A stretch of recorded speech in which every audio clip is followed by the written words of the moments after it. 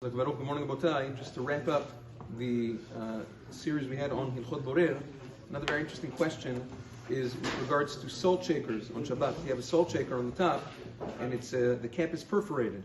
Sometimes people put grains of rice into salt so that it doesn't, so that there's no moisture in there and doesn't clump together.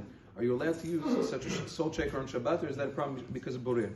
So Maran Zechron Lebracha discusses this at length in Chazon Ovadia, and he says it's not an issue because the salt shaker is not something that's meant as a kliya miyuchad lebrera. It's not meant for selecting or separating.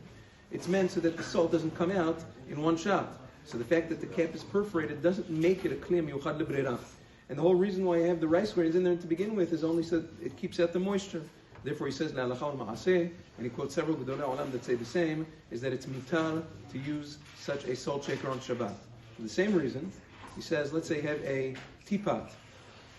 You have tea inside with tea leaves, and at the spout, there's like a filter. There's a perforated filter that you pour out, so now that the tea comes out clear, without tea leaves in it. Is that mutar or asur on Shabbat?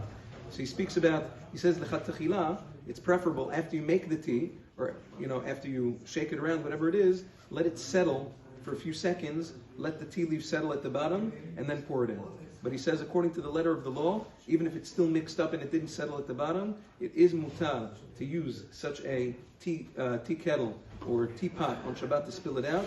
And he says the primary reason for that is because most people don't care if they get a few tea leaves in their cup on Shabbat. Most people drink it like that. So memela, it's not even considered pesolet, and therefore it is mutar to use that on Shabbat, even if the filter is going to catch the tea leaves and not let them come out from the spout. Yom Tov.